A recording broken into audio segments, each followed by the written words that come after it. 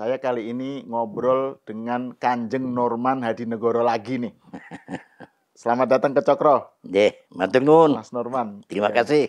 Ini penting untuk kita ngobrol lagi, melanjutkan obrolan kita. Lanjutan ya. Beberapa hari lalu. Karena ada perkembangan politik yang belakangan ini makin rame nih. Nah, yang terbaru kemarin kan jadi Rismon Sianipar yang salah satu penggerak narasi ijazah palsu Pak Jokowi itu, skripsi malah dia kan, bukan hanya ijazah, skripsi. Itu bersama dengan Jenderal Sunarko. Oh, datang ya? Iya, Jenderal mengunjungi sowan ke markasnya Habib Rizik di Petamburan. Jadi datang ke Rizik Syihab ke markas Syariah di Petamburan. Terus kemudian Rizik mendukung upaya kedua gerakan ini. Jadi ini gerakan pemakzulan Gibran dengan gerakan pemfitnah penuduh ijazah palsu Jokowi itu bermuara ke Rizik Syihab. Nah, terus salah satu poinnya itu adalah Rizik pengen menambahkan lagi usulan tentang adili Jokowi. Jadi ini sudah cetowelo-welo ini anunya ini. Jadi bayangin itu. Jadi adili Jokowi katanya. Katanya tuh memang yang 8 poin itu, Kanjeng Norman, 8 poin forum Purnawirawan TNI kan ada 8 poin tuntutan itu. Tadinya 9 katanya. Kalau saya mengikuti bocor alus ya. 9 masukan dari belum enggak, maksudnya tadinya 9 terus dicoret. Yang nomor 9 itu adalah adili Jokowi. Jadi yang nomor 8 itu pemakzulan Gibran harus diganti. Yang 9 adili Jokowi. Nah, yang 9 itu dicoret katanya. Terus tapi oleh Rizik Syihab dimasukkan lagi adili Jokowi. Nah, saya pengen denger nih komentar Kanjeng Norman. Pripun? Ya, kalau saya melihat ya, kena suasana seperti ini, kenapa Jokowi sudah melapor ke polisi, ya, sampai yang namanya pengacara mereka pun juga gerah, sampai mengatakan kalau bisa nggak usah dicabutlah laporan itu, karena mereka tahu apa sanksinya itu nanti. Sanksi yang terjadi di kelompok ini, orang-orang yang membuat isu pembusukan. Nah, jadi kalau dia datang ke Habib Rizik itu memang jaringannya. Ya. Jadi seharusnya Pak Habib Rizik ini ngasih advice. Nanti kalau kamu ditahanan, ya kan harus begini. Habib Rizik juga pernah ditahan ini masalahnya. Iya kan? Iya, betul. Pernah ditahan. Ini orang juga nggak kapok-kapoknya. Ya. Jadi memang sudah ketakutan. Jadi saya lihat Sianipar ya siapa? Rismon Sianipar ya. Sampai itu berpegangan tangan. Oh iya, takut. Dia belum pernah pengalaman masuk penjara itu masalahnya. Belum pengalaman. Ya. Termasuk juga yang lain. Ya, kalau kita lihat si Egy udah pengalaman. Begitu dia Roy Suryo udah. Sudah. Egy ceritakan, dia ngomong, saya baru masuk 40 hari aja saya nangis bombay di situ. Begitu tidak enaknya di penjara. Nah, jadi minta perlindungan.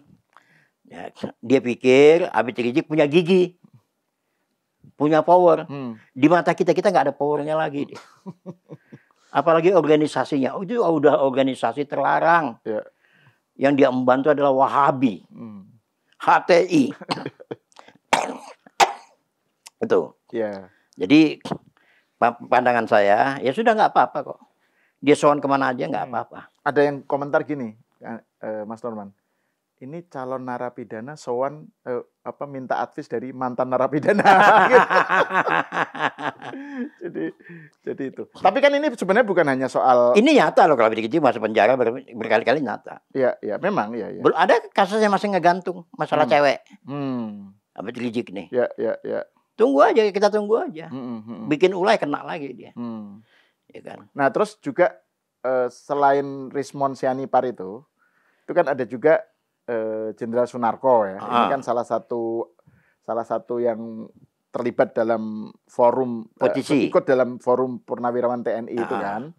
Nah, itu juga Jadi ini kayak muaranya ke Petamburan. Gitu. Iya. Bicaranya apa dari situ kalau melihat? Ya sama itu, ya itu tuntutan adili Jokowi dari Rizik Sihab menegaskan itu gitu. Terus kemudian dikaitkan dengan ini sekalian adili nanti soal KM 50 gitu. Jadi suruh dibuka lagi. Bawa kemana-mana. Ya kan? Jadi tapi kan gini, kalau kita lihat ya, kan kemarin Pak Prabowo pidato di rapat paripurna kabinet, kan menyatakan salah satu poin yang menarik ya, kan Pak Prabowo nyinggung-nyinggung soal kegaduhan ijazah palsu itu, narasi ijazah palsu, kan dia bilang ini ijazah palsu nanti saya merembet ke dia gitu. Memang itu kan sinyal yang menarik itu. Memang iya. Jadi kan berarti kita tahu Pak Prabowo di sisi siapa gitu kan dalam kaitannya dengan ini. Jadi Pak Prabowo itu mau dipreteli. Cara mempreteli itu adalah hantam dulu Pak Jokowi. Karena dianggap di mata mereka Pak Jokowi masih berpengaruh. Ya. Hantam anaknya. Jadi mereka ini pakai teori pembusukan. Busukin dulu. Ya kalau Habibie bilang itu dibusukin dulu mereka. Apa perbuatan mereka, kegiatan mereka, pokok jangan dianggap bagus. Jelek semua. Makanya PNK punya jaringan. Ada jaringan podcastnya. Saya tahu podcastnya itu Rifki Harun. Nah, itu podcastnya. Terus Rimol. Saya pantau itu. Abraham Samad gitu ya. Abraham Samad. Terus satu lagi tuh si siapa yang Rocky Gerung. Iya, siapa lupa. Betul. Itu coba lihat. Jadi kalau mau mantap kegiatan mereka di podcastnya kita lihat. Ya, mereka ke situ aja, larinya ke situ lagi. Apalagi saya Didu itu. Nah sekarang lagi bikin lagi. Saya Didu juga ikut itu di yang pertemuan dengan Rizik Sihab itu datang dia. Memang setali dua uang di situ. Reunian. Ya kan? Ya. Itu yang saya ini. Jadi nggak apa-apa. Bagi saya, maaf ngomong ya, bagi relawan-relawannya Jokowi itu udah nggak dianggap yang gitu-gituan. Ya kan? Udahlah, kita tahu. Kenapa?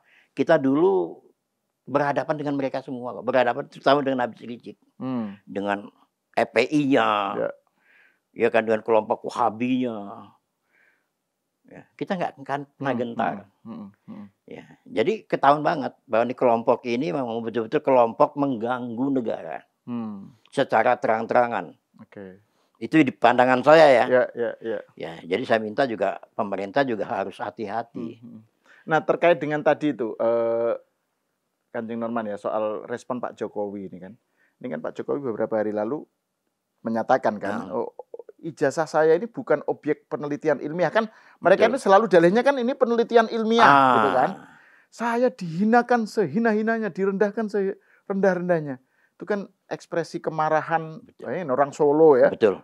Marahnya tuh seperti itu. Nah, Mas Norman, Kanjeng Norman ini kan ngikuti Pak Jokowi sejak beliau nyalon gubernur ya, Jakarta. Jadi udah cukup lama. Ya Anda tahu lah mungkin ya kedekatan saya dengan Pak Jokowi. Nah, itu gimana Anda melihat respon Pak Jokowi yang semacam itu ya belakangan. Jadi bukan hanya membawa ke ranah hukum, bukan hanya membawa ke polisi. Ini juga udah kita bahas sebelumnya. Ini belum pernah ada presidennya gitu ya. Pak Jokowi belum pernah melakukan hal itu. Yang kedua, ekspresi kemarahannya itu loh. Itu gimana Anda? Kalau ini udah keterlaluan. Jadi mereka ini menusuk hati sanubari langsung ke Pak Jokowi dan keluarganya. Jahatnya itu di situ. Ya.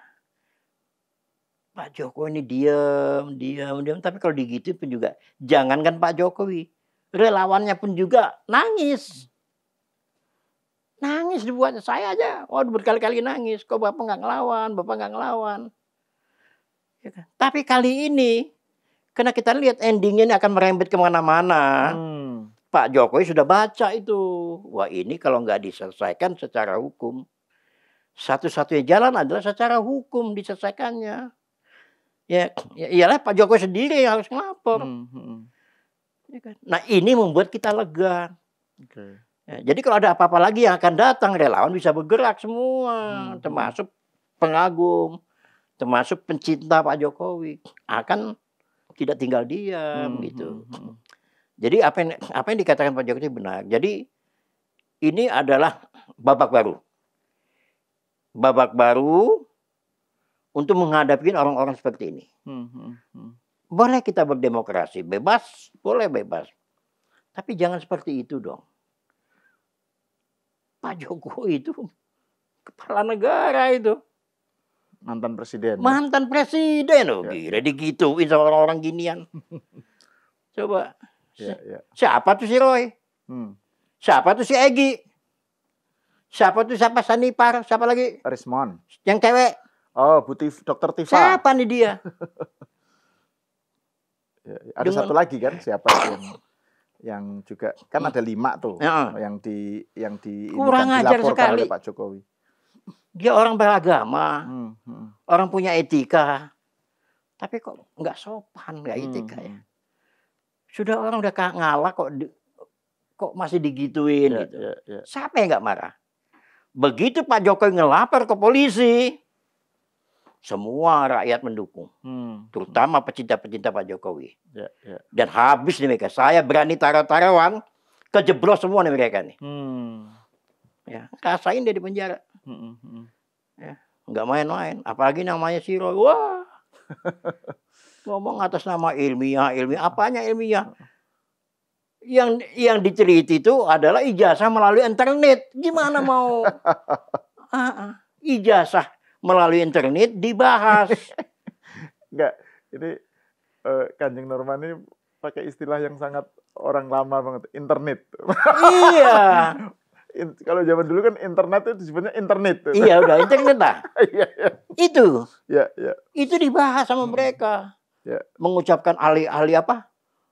Mereka ahli semua. Iya. Pokoknya ditelisik. Ditelisik, gitu, akhirnya nyerempet. Kenapa Jokowi sudah dibenci oleh mereka itu ya? Disusup-susupin terus. Ya. Ini yang terjadi. Nah itu. Iya. Nah terus kemudian ketika mereka sama-sama berkunjung ketemu Habib Rizik di Petamburan, itu justru menurut Kanjeng Norman itu tanda kepanikan ya dari pihak. Panik banget. Panik banget. Ya. Ya kan? Ke siapa lagi? Kenapa? Tahu? Tolong kalau gue mau masuk penjara di demo. Ya kan Habib Rizik kan punya masa. Iya. Ke sana tuh arahnya itu. Meskipun belum tahu apakah masih ada real atau enggak masanya. Enggak ada lagi lah, udah dikit orangnya itu. Iya. Ya, jadi enggak untuk saya ya. Untuk kita saya nggak tahu di kelompok mereka. Di mata mereka Habib Rizik itu seperti apa, tapi di kelompok kami sudah selesai dia. Ya kan, silakan mau ngadu. Kalau bisa ngadu kemana lagi silakan. Ya, coba kita taruh-taruhan ya. Minggu-minggu ini kalau sudah ada yang dipanggil rame itu. Ya. Nah terus ini Kanjeng Norman ya, kalau terkait saya ingin kembali ke soal Pak Jokowi itu ya kan tadi sudah saya katakan bahwa ketika di pidatonya Pak Prabowo kemarin kan dia bilang wah ini nyeret-nyeret, jangan-jangan nanti ujung-ujungnya ke saya juga, ijazah saya dipersoalkan kan, artinya Pak Prabowo kan bersimpati dengan Pak Jokowi kan. Nah ini menarik karena sebelum itu atau saat ini juga masih ada narasi yang berkembang tentang ini terkait dengan mutasi anaknya Pak Tri. Iya. Kan anaknya Pak Tri dimutasi. Terus kemudian dipersepsikan, dinarasikan bahwa mutasi itu adalah intervensi geng Solo. Nah, kan istilahnya juga geng Solo loh itu. Pak Jokowi lah, Pak Jokowi CS. Terus kemudian mutasi itu nggak jadi, dibatalkan. Itu artinya Pak Prabowo nggak nyaman dengan intervensi Pak Jokowi gitu. Jadi ini menandakan ada ketegangan lah antara Pak Prabowo dengan Pak Jokowi. Gimana Anda membaca narasi semacam itu? Ya, itu kan prediksi orang. Ada ketegangan antara Pak Prabowo dengan Jokowi, nggak ada masalah sih sebenarnya. Ya, jadi kalau urusan tentang mutasi itu apa, saya juga tidak mau gegabah ya. Itu urusan Panglima. Ya, urusan Presiden. Yang presiden kan Pak Prabowo. Ya, tiba-tiba nggak jadi ya bisa terjadi. Kenapa tidak? Baru 4 bulan kok. Menjabat kan baru 4 bulan. Ya, tapi mutasinya kan baru cuma sehari. Apa? Mutasi. Jadi keputusan pemutasian dibatalkan itu 1 hari setelah. Iya. Setelah diputuskan. Lalu dihubung-hubungin dengan Pak Tri kan gitu tuh. Iya. Ini gara-gara dimutasi dihubung-hubung dengan Pak Tri. Belum tentu juga. Ini pandangan saya ya. Saya juga tidak mau gegabah ya menghadapi TNI ya. TNI itu organisasinya begini. Solid. Ya, kita jangan berprediksi aneh-aneh. Ya, jadi kalau ditanya ke orang Indonesia, organisasi yang paling hebat, siapa yang nomor 1? Pasti katanya mengatakan TNI. Rapi dia, jenjang kepangkatan, jenjang karir. Ya, jadi kalau kita mau coba-coba masuk ke dalam itu, repot lah kalau kita nggak paham. Ya. Termasuk Purnawirawan. Ya kan, ada namanya, ada Persatuan Angkatan Darat, Angkatan Laut, Angkatan Udara, Kepolisian, ada Pepabri, ada Legiun Veteran. Nah, kalau yang kemarin itu di mana tuh tempatnya? Yang Forum Purnawirawan TNI itu. Ini sempalan. Ya kan? Dan itu kan mengatasnamakan Purnawirawan. Paham ya? Ya. Dan itu kan terkait dengan bahwa itu sempalan ya, bukti bahwa itu sempalan kan kemudian ada kontranya ya dari yang forum resmi, yang ada Pak Agung Gumelar, kemudian siapa nama Maijen Komarudin siapa ya lupa saya itu kan. Terus kemudian Pak Wiranto. Ya, konferensi pers kan menyatakan konferensi pers menyatakan mendukung Prabowo Gibran. Benar. Ya. Itu merespon itu ya, merespon forum Purnawirawan TNI itu ya. Termasuk katanya Pak Hendro juga keseret-seret ke situ. Hampir menandatanganin itu yang kita dengar. Ya. Pak Hendro disodorkan, tapi Pak Hendro nantak dulu lah, gampang itu. Ini dengar ceritanya kayak gitu sih. Ya kita nggak tahu persis lah gitu. Ya. Nah jadi nyata bahwa kelompok ini ada di tubuh kita sendiri di Indonesia ini, ada orang seperti itu. Setahu saya yang namanya TNI itu begitu dia jadi tentara, jadi polisi, ya karir hidupnya untuk bangsa dan negara sampai pensiun. Nah tiba-tiba kalau ada pernyataan seperti ini kan juga kita kaget. Apa iya? Ternyata mereka ini haus kekuasaan atau titipan. Ya, kenapa? Karena sama-sama Purnawirawan, Pak Prabowo ini Purnawirawan, masa kita nggak bisa ini? Sampaikan itu. Seharusnya sampaikan dulu. Jadi berembuk gitu. Untung ruginya kayak apa? Kalau ini kan jeblok jadinya nih. Pak Tri jadi jeblok. Ya. Nah itu. Udah nggak dihargai lagi Pak Tri. Ya, kalau benar dia tanda tangan dengan kesadaran, udah nggak dihargai masyarakat. Ya buktinya juga di grup-grup WA di bawah itu jelek semua. Nah itu kan kalau nggak salah Pak Hendro bilang bahwa ini kan kalau kan dalam iklim demokrasi bagian dari kebebasan berpendapat ya. Kalau misalnya menyampaikan saran, usulan, yaitu sah-sah saja gitu. Tapi kalau nggak disetujui, jangan marah, jangan ngotot gitu loh. Memang siapa dia gitu. Di pemerintahan ini kan ada mekanismenya. Kalau ngusulin mau nyopot orang kan ada mekanismenya. Nah kalau mau nyopot Gibran ada mekanismenya. Salahnya apa? Ya kan. Nah kemana arahnya? Ya ke DPR. Ya baru ke MPR. Ini kan enggak ujuk-ujuk main maksa. Memang jadi siapa? Kayak preman gitu. Akhirnya jadi kan merembet kemana-mana. Merembet ke Hercules, merembet kemana. Ya itu yang terjadi. Sampai namanya saya lihat tuh Pak Gatot ribut dengan si Hercules. Siapa lagi? Siapa mantan gubernur? Setioso. Setioso, iya. Kayak seperti itu. Jadi nggak jelas gitu yang saya lihat itu. Jadi saya anggap bahwa ini juga tidak boleh pembiaran, tapi dipantau ya. Jadi demokrasi kita ini sudah kebablasan. Suka-suka dia gitu. Ya kan. Padahal yang dia pegang di belakang dia itu adalah lembaga yang dihormatin. Purnawirawan ABRI. Ya kan. Itu nggak gampang. Bintang 2, bintang 3, bintang 4 ada di situ. Ya. Yang kita punya pandangan yang seperti ini orang udah khatam masalah negara. Khatam masalah kebangsaan. Khatam masalah Pancasila. Kok jadi konyol begini? Itu yang saya lihat. Nah itu. Dan itu kan sebagian dari Forum Purnawirawan TNI itu, yang orang-orang yang terlibat di situ kan dulu di Pilpres Megang kemarin jabatan kok. pendukung Anies. Pendukung Anies. Sekarang juga Jadi, pendukung Anies. iya. Pendukung Anies. Ya kan? Mereka masih yakin bahwa Pak Anies ini satu saat akan jadi presiden. Saya bilang Anies ini udah masuk kotak. Prestasinya apa, jadi gubernur juga nggak jelas di Jakarta. Masa 4 tahun, 5 tahun jadi gubernur hanya satu puskesmas yang bisa dia dirikan. Nyata loh nih. Apa yang diharapkan dari Anies? Ya kan? Dia ini kutu loncat Anies ini. Ya. Baru menyadari partai-partai lain ini. Ya, untung apa PKS kemarin nyalon dia tuh, yang nyalonin jadi presiden si Anies. Siapa lagi tuh? Nasdem. Ya. Satu lagi siapa itu? PKB. Ya. Untung. Sekarang jangan harap dia mau cari kendaraan lagi, dapat kendaraan itu. Ya kan? Udah tuh dia berani ngantem Prabowo. Sebenarnya dia sendiri berutang sama Prabowo. Jadi gubernur itu pakai uang Prabowo itu. Bayar dulu. Ya kan? Nah, jadi ini teman-teman ini dicekokin dengan kelompok-kelompok ini. Nah, saya yakin bahwa ini adalah satu aliran baru ya. Apa namanya itu? Nah, itu yang dipegang oleh Anies sekarang ini. Nah, dan ini akan lanjut ini terus.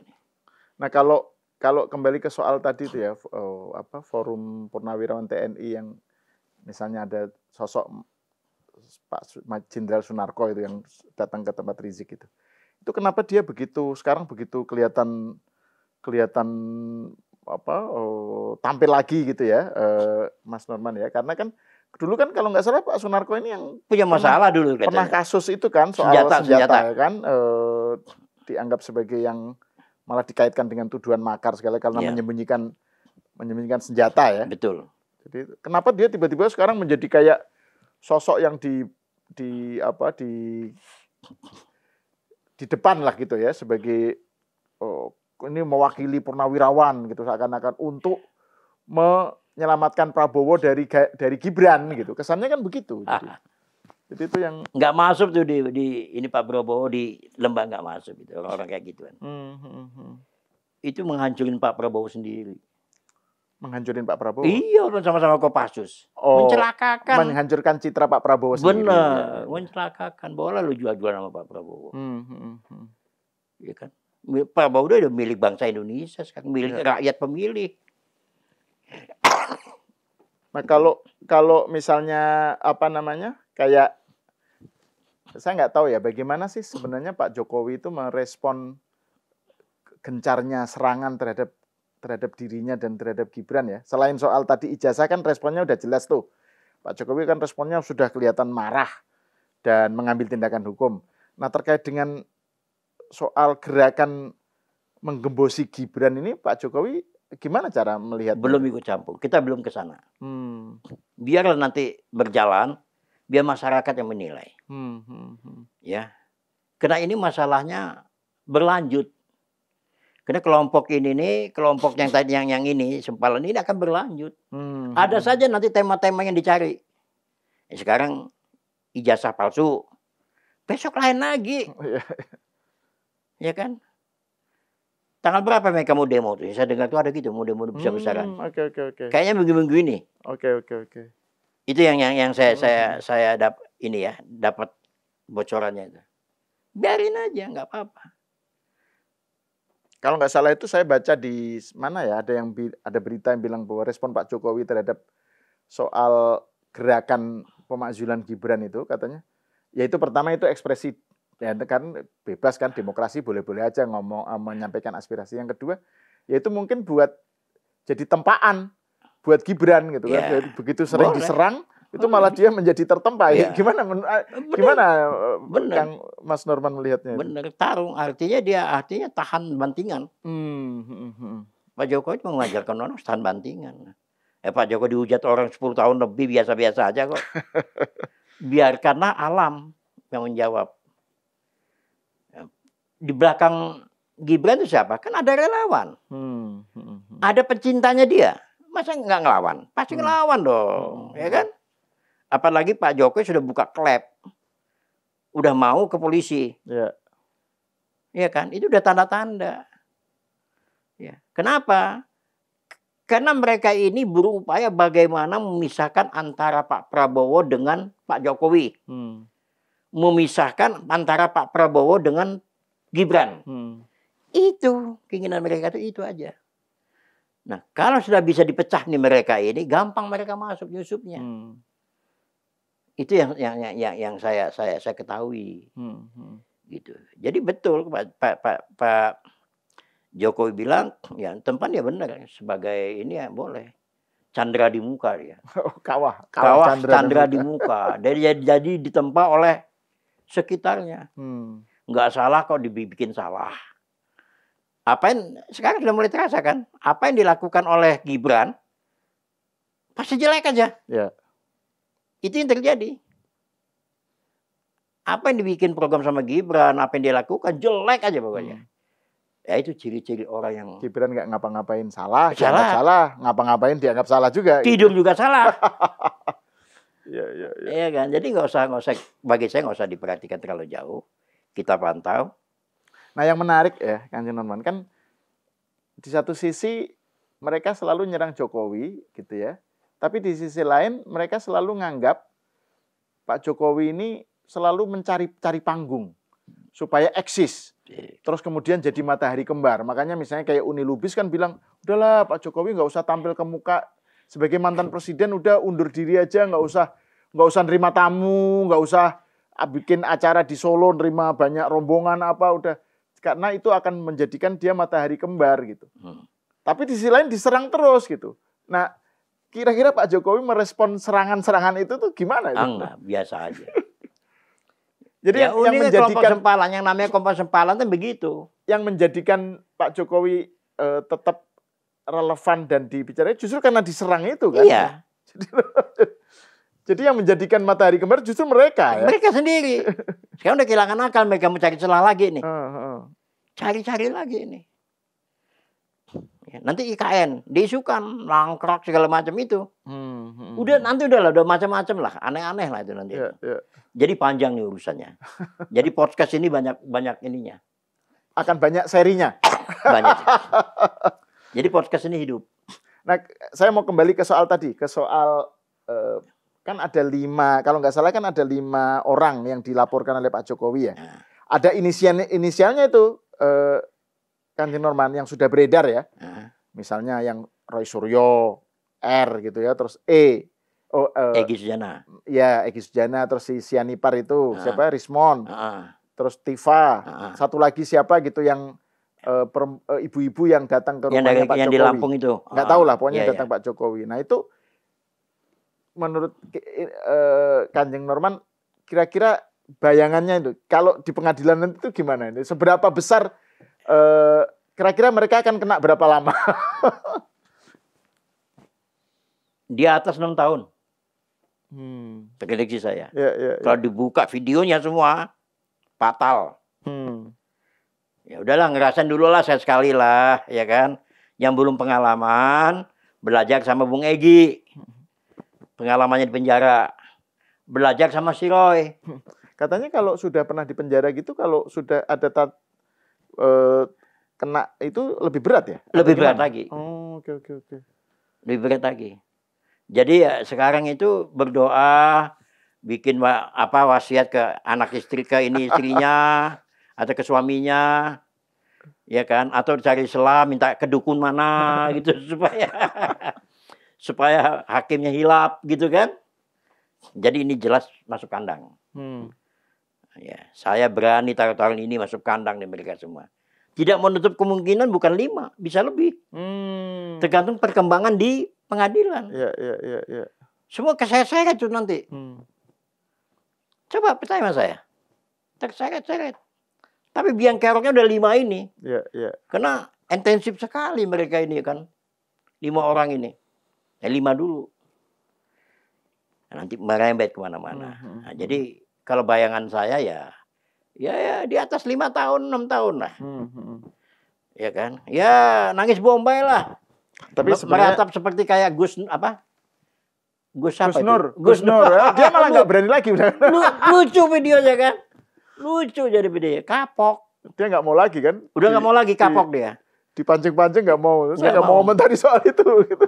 Lucu. Ya. Ini lepas dari soal berapa tahun akan kena ya. Tapi sebenarnya yang poin pentingnya di sini adalah bahwa Pak Jokowi sudah bertindak. Sudah. Gitu ya. Tidak diam lagi. Gitu udah. Ya. Itu udah menghibur rakyat yang simpatik dengan Pak Jokowi, yang mencintai Pak Jokowi, bahwa yang selama ini tertekan masyarakatnya, Pak Jokowi berani melaksanakan itu, jadi lega dilawan oleh Pak Jokowi. Kenapa? Demi keutuhan antara NKRI ini, antara Prabowo dengan Gibran. Kenapa? Kalau Pak Jokowi tidak melakukan itu, merembet kemana-mana itu. Ini jahat ini orang ini. Ini kelompok jahat ini. Jangan dikasih ampun. Ya. Bila perlu itu apa penjara tahanan tikus itu. Janganlah. Terlalu Ya. Dia berani sadis kok terhadap kepala negara. Presiden ke-7. Ya, sadis. Ya imbalannya tuh coba penjara tikus itu lah. Ya Pak Egy udah ngerasain kan, kemarin dia ngomong. Saya di penjara satu lebarnya 1 meter kali berapa itu? Sampai WC di depan itu. Sholat di situ juga. Ngeri kan gitu. Nah kalau yang para penuduh pemfitnah ijazah palsu ini kan sudah jelas tuh sikap Pak Jokowi. Ya. Nah kalau soal gerakan pemakzulan Gibran ini kan larinya pasti bukan ke soal pengadilan kan? Kita catat lagi deh. Kan sekarang ini kan relawan sudah berani sekarang. Iya. Mengadu. Nggak perlu Pak Jokowi lagi. Tapi kan juga sebenarnya dengan dihadapi ada gerakan kontranya dari kalangan purnawirawan yang mendukung Prabowo Gibran, kan itu juga bukannya sudah cukup, Kanjeng Norman. Ini kan bagaimana? Kan ada forum TNI nih, forum purnawirawan TNI yang minta supaya Gibran dimakzulkan. Ya. Terus ada kontranya nih. Dari Agung Gumelar, tadi itu yang saya Wiranto, terus siapa yang dari Pepabri? Iya. Pokoknya dari forum, dari organisasi purnawirawan TNI juga, dan berbagai angkatan ya, yang mengcounter forum purnawirawan TNI. Itu apa enggak? Itu apa udah, menurut Kanjeng Norman itu udah cukup atau enggak? Itu selesai, saya anggap selesai. Ya kan, jadi nggak perlu dilanjutin lagi lah. Ya jadi betapa gobloknya orang, nggak konstitusi gitu. Ya, jadi tiba-tiba suruh copot Gibran itu dasarnya apa, salahnya apa, tiba-tiba nongol pernyataan seperti itu. Yang dia candang sebagai mantan purnawirawan bintang 2, bintang 3 kan, waduh malu-maluin. Ya. Selesai itu urusan mereka. Saya yakin diselesaikan dengan mereka sendiri. Kita nggak usah ikut campur lah. Ya, tapi kalau sudah menghujat Gibran sebagai wakil presiden, menghujat Prabowo sebagai presiden RI, kita juga bertindak. Kita nggak akan tinggal diam. Ya, nah seperti ini kan. Tadi kan dilaporkan oleh yang seperti kayak Roy. Kan relawan berani sekarang melapor ke Jakarta Pusat. Oh, selain Pak Jokowi ya? Iya. Selain Pak Jokowi ada laporan-laporan yang lain. Iya, Jakarta Pusat, Jakarta Selatan. Bahkan di Solo, bahkan di Surabaya. Kan dikepung tuh semua. Polisi harus menerima pengaduan itu. Dan kemudian ketika ada laporan-laporan begitu, narasi respon mereka adalah kami dikriminalisasi, gitu kan? Biasa. Jadi kami ini adalah melakukan penelitian ilmiah, harusnya direspon dengan jiwa besar. Pak Jokowi harus jadi negarawan, apa gitu kan? Jadi ketika dilaporkan, ketika Pak Jokowi bertindak, mereka kemudian narasinya begitu. Kami dizolimi, dikriminalisasi. Biasa. Seperti itu udah biasa. Kita udah malas dengarnya. Ya kan? Sekarang ini colotehannya itu aja sekarang ini. Ya, Pak Presiden, Pak Jokowi ini sebagai tidak mendidik, nah ini. Kayak begitu. pengacaranya mereka pun juga udah takut juga. Wah, ini kenanya bisa 5 tahun ke atas ini. 5 tahun ke atas ini. Kan nanti kan dibuka videonya. Berapa kali dia menghina itu. Dan itu kan waktu sebelum Pak Jokowi melaporkan kan selalu kayak ditantang-tantang tuh. Udah dilaporin aja biar pengadilan, biar buka, biar ijazah aslinya ditunjukkan gitu kan. Nantangin. Waduh, terlalu itu. Jadi kalau jadinya ini sesuatu yang menarik nih anunya ini. Perkembangannya seperti Pak apa Jokowi gitu. itu kepada relawannya itu ya sabar aja, kamu diem. Ya kita juga nggak tahan juga Pak manusia. Kita kan nggak bisa sabar seperti kayak Pak Jokowi. Sampai nangis. Saya kadang-kadang ya kalau Pak Jokowi digini nangis saya. Ya Allah, kok diginiin. Keterlaluan banget itu. Saya mau berbuat juga nggak bisa. Nah, tapi dengan Pak Jokowi membuka begini ke kantor polisi. Istilahnya tadi membuka klep ya? Klep. Membuka katupnya ya. Katupnya. Jadi bukan berarti bahwa ini nggak main-main. Padahal kan persoalannya saya bilang persoalan remeh-temeh ini. Harusnya ya. Ini kan persoalan ringan ini sebenarnya. Bukan urusan negara ini. Ya. Tapi efeknya. Rakyat dijejalin dengan gini-ginian. Masyarakat dijejalin yang tadinya nggak percaya jadi percaya. Ya. Itu. Kalau kebohongan yang diulang-ulang kan akan dianggap jadi sebagai kebenaran kan gitu. Itu yang bahaya gitu ya. Soal propaganda itu. Jadi mudah-mudahan aja Mas, kita lihat minggu-minggu ini perkembangannya seru. Jadi sekarang ini lagi tren itu mereka itu aja. Saya kalau lihat podcast itu aja mereka ini ngomong apa nih? Iya. Ngomong apa lagi nih? Kan ngomong apa? Iya kan? Kemana ini? Tapi beda, nggak kayak kemarin-kemarin ini. Nggak kayak sebelum dilaporkan ya? Ganas. Sebelum dilaporkan ganasnya kayak apa? Tantang petenteng. Ya kan? Itu kan misalnya ada orasinya Dr. Tifa yang kelihatan banget. Waduh, setelah dilaporkan itu kelihatan kan dia kayak gemeter atau apa ekspresi wajahnya apa kan udah beda gitu. Bener. Ini nggak main-main ini. Ketakutannya kelihatan. Nggak main-main ini. Nanti bisa aja mereka terang aja karena Kapolrinya kan orangnya Pak Jokowi kan begitu semua. Iya, selalu begitu ini. Dicari-cari. Iya kan? Nah ini orang-orang culas ini. Mau nyubit tapi nggak mau dicubit. Nah, itu. Ya. Pak Jokowi hanya sederhana dia ngelapor ini. Ya Pak Jokowi bersedia kok datang lagi nggak ada masalah. Biar tuntas gitu. Ya. Nah itu. Dan yang juga sebenarnya kedepannya itu yang menurut saya menarik itu dan juga penting itu soal hubungan Pak Jokowi dengan Pak Prabowo dengan Gibran. Karena Pak Jokowi ini kan sebenarnya sudah purna tugas ya. Iya. Jadi harusnya nggak mau ikut campur. Harusnya nggak usah dibicarakan gitu ya. Dia menjadi dibicarakan karena diserang gitu ya. Nah, terkait dengan yang kedepannya kan harusnya relasi antara Prabowo dengan Gibran sebenarnya kan. Nah, kemarin kan selain menyatakan di pidato yang kemarin, Kanjeng Norman, di pidatonya Pak Prabowo di rapat paripurna kabinet, selain menyatakan bahwa nanti ijazah saya dipersoalkan juga gitu ya. Sudah ke sana arahnya. Pak Prabowo juga bilang saya ini selalu dituduh presiden boneka, gitu kan. Terus pokoknya nggak ada itu yang intervensi, nggak ada yang cawe-cawe. Pak Jokowi nggak pernah intervensi saya. Jadi itu kedepannya ini gimana soal upaya untuk selalu menabrakkan antara Pak Jokowi dengan Prabowo atau Gibran dengan Prabowo, seberapa akan sukses atau seberapa ini akan sia-sia? Sepanjang tidak konstitusi akan sia-sia. Mereka akan selalu mencari-cari kesalahan Pak Prabowo, mencari kesalahannya Gibran. Ya, sasaran antaranya itu Prabowo sebenarnya. Tujuan utamanya. Iya.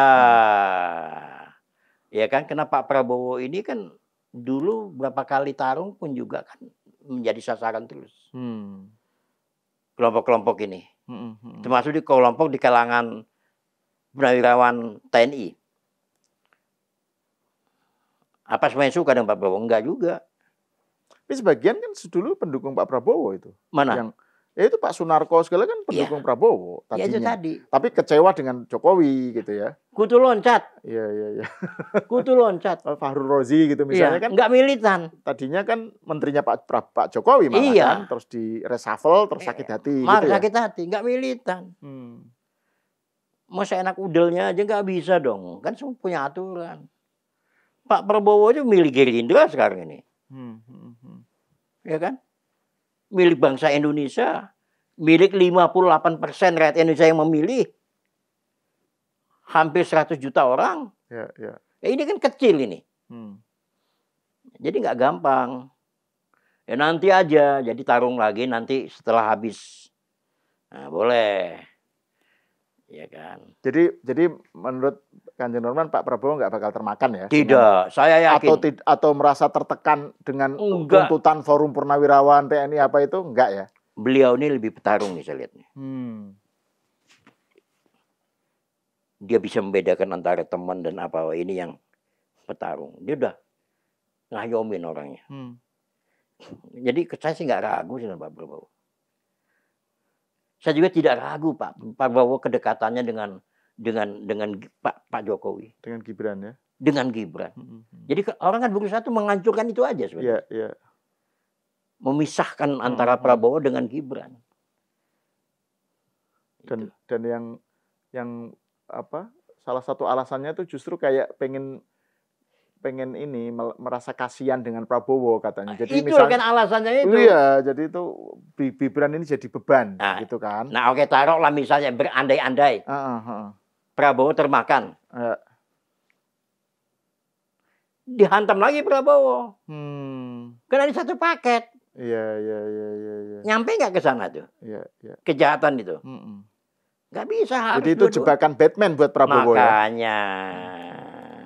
Kan ini satu paket. Ya. Taruhlah Prabowo hilap. Oke, gua ngituin saran kalian. Saya lobby ke DPR. Ke MPR gitu. Ke MPR. Agar Gibran diganti. Ya kan. Masuk kena Batman. Masuklah kelompok mereka nih. Siapa nih? Wah ini kalau bisa wapresnya ini kalau bisa misalnya Anies. Atau siapa itu yang Sengkuni itu? Siapa? Tokoh Sengkuni kita. Amin Rais. Loh iya, siapa enggak? Dia merasa berjasa kok Amin Rais. Saya merasa cocok jadi wakil presiden. Tapi Amin Rais belakangan nggak sesanter sebelum-sebelumnya. Ketakutan juga dia. Berbalik dia ketakutan. Pinter Pak Amin Rais, tapi yang kayak gini harus dipelihara nih. Harus dipelihara lah. Iya. Walaupun kesel. Biar seru ya, biar seru. Biar seru. Soalnya kalau nggak begitu kan podcastnya juga nggak menarik gitu kan. Iya kan? Nah itu. Oke, jadi ini sebagai penutup obrolan kita, Kang Norman, ini ya Kanjeng Norman ya. Jadi bagaimana sebagai pernyataan terakhir lah, Anda melihat perkembangan yang sudah terjadi sekarang, terus apa harapan-harapan Kanjeng Norman terhadap Presiden dan Pak Prabowo dan Gibran gitu? Percayalah Pak Prabowo dan Bung Gibran, ya Pak Wakil Presiden, Pak Presiden, relawan-relawannya tetap solid, ya tetap terus bekerja, ya kami akan mendorong sama-sama. Begitu juga Pak Jokowi sudah membuka jalan. Ya. Nah, kami akan pantau yang akan datang ini. Ya, ini tidak sesederhana itu. Ini belum selesai. Karena baru dibuka klepnya. Baru mulai malah. Baru mulai ya. Babak baru ya. Babak baru. Jadi jangan salah ini babak baru. Ya. Nah, nanti ini kan akan rame nih. Begitu aja dipanggil Roy Suryo misalnya atau Egy ke polisi, atau udah rame itu. Desmond Sianipar kan satu-satu dipanggil. Ya. Nah, begitu dipanggil udah nggak pulang lagi. Saya yakin kayaknya nggak pulang lagi nih. Iya kan? Begitu dipanggil polisi nggak bisa pulang lagi. Tapi di sisi lain ya, dengan adanya kasus semacam ini jadi rame terus ya, itu kan menunjukkan bahwa kok jadinya mutu isu-isu perdebatan di dalam publik ya, di ranah publik, kok jadinya ecek-ecek seperti itu gitu ya. Harusnya kan yang dibicarakan itu kan soal program, soal kebijakan, mengkritik kebijakan, memperbaiki, mengasih saran kepada kebijakan, itu kan idealnya kan seperti itu ya. Tema dari obrolan publik itu kan tema-tema seperti itu ya. Ini kan, tapi kan karena dibawa ke isu yang menurut istilahnya Kanjeng Norman itu ecek-ecek ini. Ecek-ecek. Jadinya kita kebawa ke sana juga gitu loh. Karena energi kita habis untuk karena itu nikmat ditonton. Kalau yang ilmiah-ilmiah udah nggak mau dengar lagi deh. Iya. Udah capek. Oke. Ya. Karena yang kayak gitu-gitu itu enak ditonton. Konyolnya orang, maki-makinya orang gitu ya. Ya, ini Cokon sudah kelihatan itu aja, jadi jangan terlalu serius lah. Memang ini sih, kalau bicarakan isu-isu yang serius itu viewsnya kecil. Tapi yang penting kan kita nggak menebar fitnah. Betul. Gitu. Jadi itu yang kita nggak melawan fitnah dengan fitnah. Iya, jadi kita ingat, kita harus lihat trennya penonton, trennya masyarakat ini kemana nih arahnya. Iya kan? Terlalu serius juga nggak mau orang. Yang nonton ya terpilih gitu, bagus deh. Tapi kalau yang semi, serius ya, ilmiah iya, tapi hiburannya iya. Bagaimana menjadi tontonan, tuntunan, hiburan. Iya. Tapi di sisi lain ya, kalau misalnya kaum oposan atau para kelompok yang kontra ini tidak menyerang Jokowi ya, itu mereka mungkin juga nggak punya isu kali ya? Oh enggak, isu mereka itu udah segudang.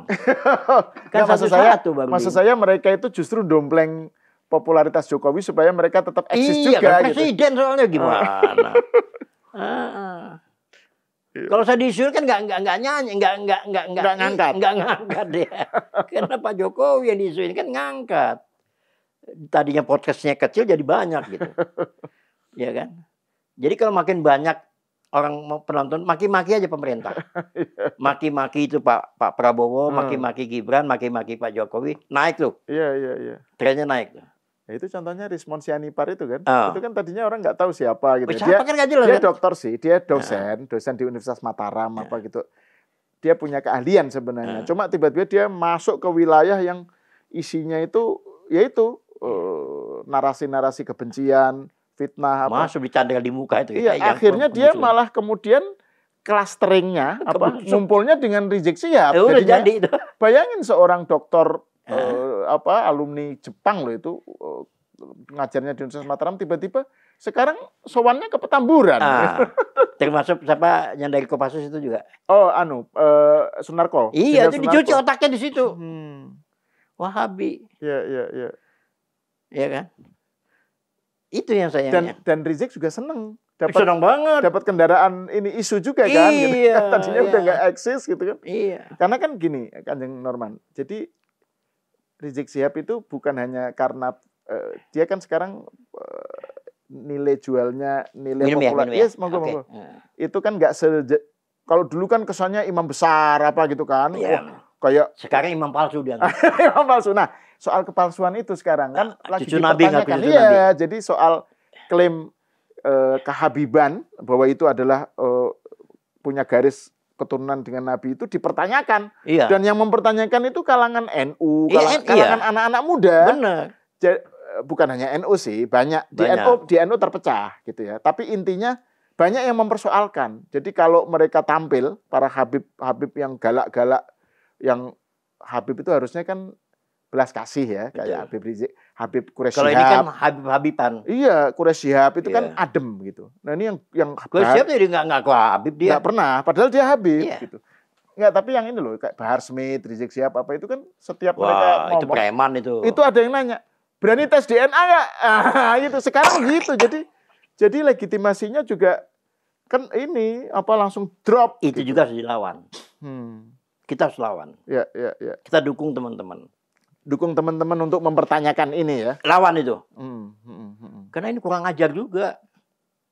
Ya. Masa kita jadi kacungnya dia. Gila. Suruh ngejilatin. Iya, itu ini banget itu video. Wah, sadis. Saya dukung itu teman-teman itu. Dan Balawi, itu, iya, dan itu melalui kajian ilmiah banget itu. Benar. Si yang melakukan mengkritisi. Mereka bikin kuburan-kuburan palsu lagi. Iya, mengkritisi. Makam-makam palsu. Betul, mengkritisi soal otentisitas. Betul. Garis keturunan itu melalui kajian ilmiah banget. Betul. Gitu. Dan sejak itu ya, bukan sejak itulah. Gara-gara itu Rizik Syihab pamornya nggak sejaman dulu kan gitu. Udah nggak kayak dulu lagi. Iya, jadi nah ini yang tidak dibaca oleh Rismon, oleh Pak Sunarko. Seakan-akan Habib Rizik itu masih kayak zaman. Iya, nggak ngerti lah. Orang baru mau naik panggung. Iya. Jadi ini nggak jelas siapa yang memanfaatkan siapa ini. Rizik Syihab memanfaatkan mereka. Makin tersesat. Kalau saya lihat itu makin tersesat. Siapa sih Rismon ya? Tersesat. Iya. Iya kan. Itu videonya kan kelihatan banget. Pegangan tangan. Oh iya, minta dukungan, dipikir bisa nih. Iya. Udah kehilangan akal mereka itu. Udah kehilangan akal, udahlah. Tinggal nunggu waktu dipanggil aja. Iya. Ya oke. Mudah-mudahan mereka jangan lari aja. Saya takutnya lari ke luar negeri gitu. Iya. Gitu. Ya kita lihat seberapa kesatria mereka kan. Harusnya gitu. Oke. Kanjeng Norman Hadinegoro atas obrolannya. Saya kira ini pastinya akan berlanjut ini. Oke, siap. Di episode-episode berikutnya karena isunya makin ramai. Iya.